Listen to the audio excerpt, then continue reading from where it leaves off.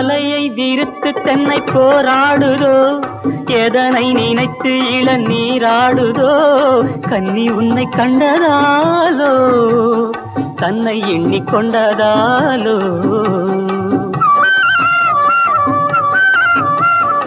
இலைகள் மரத்துக்கென்ன மேலாடையோ, இடையை மறைத்து கட்டும் நூலாடையோ, கட்டிக்கொண்ட கள்வன் யாரோ, கள்வனுக்கும் என்ன பேரோ. இயற்கை என்னும்